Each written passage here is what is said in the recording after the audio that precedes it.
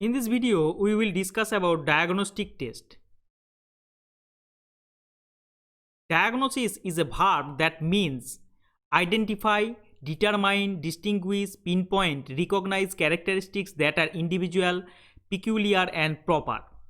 The term diagnosis has been borrowed from the medical profession where it implies identification of disease by means of patient's symptoms. The word diagnosis is used more or less in the same sense in education.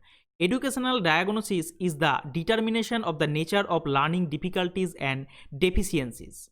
The tests which have been devised to provide information about the specific nature of pupils' difficulties in given subject areas are called diagnostic tests.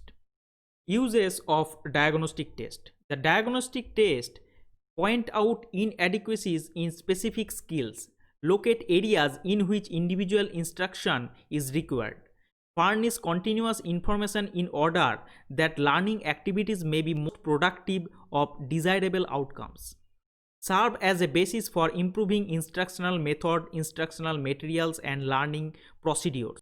As for example, qualitative reading inventory, diagnostic reading assessment, Stanford diagnostic reading test, Woodcock reading mastery test, etc. Features of diagnostic testing. The diagnostic test takes up where the formative test leaves off. A diagnostic test is a means by which an individual profile is examined and compared against certain norms or criteria. Diagnostic test focuses on individual educational weakness or learning deficiency and identify the gaps in pupils. Diagnostic test is more intensive and act as a tool for analyzing of learning difficulties. It is more often limited to low ability students. It is corrective in nature. Diagnostic tests pinpoint the specific types of error each pupil is making and searches for underlying causes of the problem.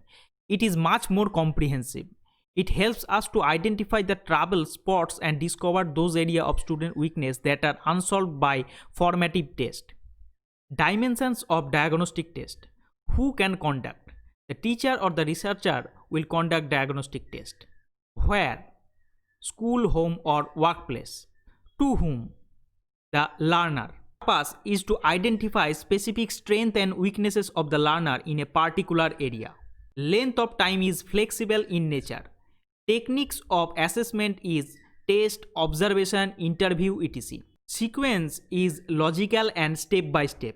Method of negotiable therapeutic remediation and it supports to learner, parents and teachers. Identification and classification of pupils having learning difficulties. It is the process of sorting out students into groups, particularly of underachievers and low achievers, and this can be done through constant observation of pupils. This type of students generally avoid assignments and copying from others. Also, we can use informal classroom unit or achievement test. Generally, there is a tendency of withdrawal and gap in expected and actual achievement. Determining the specific nature of the learning difficulty or errors. In this level of diagnosis, the specific area of difficulties have to be identified. Generally, we can use observation, written work, analysis of oral responses, analysis of students' assignment and test performances through achievement test, unit test, and analysis of cumulative and anecdotal records, etc. But most of the time, this type of analysis gives no idea regarding the causation of these errors, which will have to be sought by other means. Determining the factors, reasons or causes causing the learning difficulty. This is the most difficult stage in diagnosis. The causes are generally varied and complex in nature. We have to seek them in different areas. Generally, we can see retardation in basic skills, inadequate work study skills, scholastic aptitude factors. Most of the causes internal to students may however be located in the areas of scholastic aptitude, retardation of basic skills, study habits, physical factors, emotional factors, indifferent attitude and environment, and improper teaching method, unsuitable curriculum, complex course materials, etc. Remedial measures, treatment to rectify the difficulties. After identifying the causes of the difficulties, the next stage is planning and applying remedial measures. There is no set pattern and no cut and dried formula for remediation. In some cases, it may be simple matter of review and reteaching through face-to-face interaction. There is a need of such an instruction which is enriched with many simple examples. Since each individual is unique, remedial programs have to be planned in such a way that promote active involvement of the students. Sometimes consultation with doctors, psychologists, counselors are quite helpful. Remediation should be accompanied by strong motivational programs.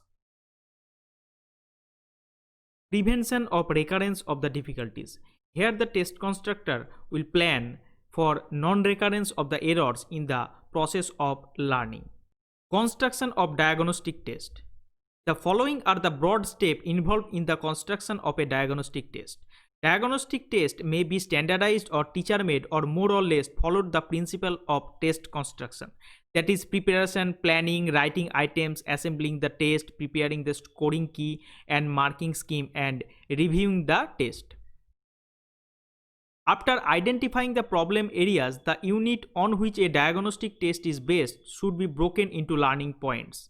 To complete the test, a set of instructions may be drafted. The step in the construction of a diagnostic test can be summarized as follows: identification of the problem areas, detailed content analysis, listing all the learning points, arranging the learning points in logical sequence, writing test items, that is preferably 2-3 items for free response type for each learning points, clubbing the items around the learning points, providing clear instructions, preparing a scoring key and marking scheme, providing the time limit as required by the individual students, administration of the test. After administering the test, the following procedure may be followed for analyzing the performance and identifying the weaknesses. Item-wise analysis of the performance. Qualitative and quantitative analysis for identifying the strength and weaknesses. Identify the cause of the weakness, such as defective hearing or vision, poor home condition, unsatisfactory relation with classmate or teacher, lack of ability, by the help of interview, questionnaire, peer information, family, class teacher, doctor or past records. Suggest remedial program, no set pattern, and it can be given through motivation, reteaching, giving reinforcement, correct emotion, changing section, giving living examples, moral pitching, etc. Evaluating the effectiveness of the program. Materials used in diagnostic test. Classroom teachers, principals, supervisors and qualified diagnosticians use the following resources and materials in making educational diagnosis more vibrant. Test records through standardized and teacher-made test. Pupils' written work, that is themes, composition, home assignment and test papers.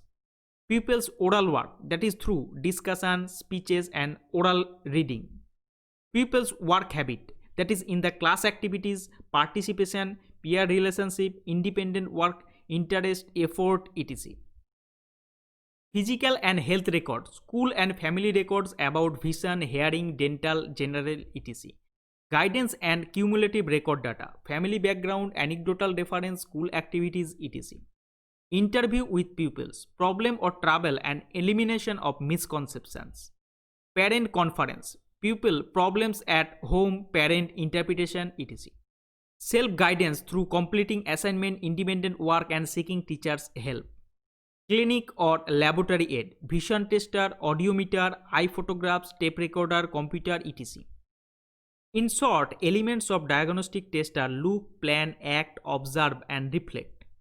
That is, look at the child, identify the problem, planning assessment tool, administer tools, provide support system, suggest learning materials, observe effect, review the intervention and finally replan and follow up. Barriers in diagnostic test. Attitudinal changes in pupil, willpower and patience of the teacher, time scheduling, sequencing of study, faulty method of data collection and test, maintaining records impartially and cost.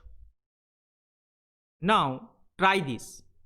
What is diagnostic assessment? When do you do it? Why would you do it? Discuss various steps for setting the question paper or planning a diagnostic test. What things should be kept in mind while planning to set a diagnostic test for your students? Prepare a diagnostic test in any school subject on any topic following proper guidelines.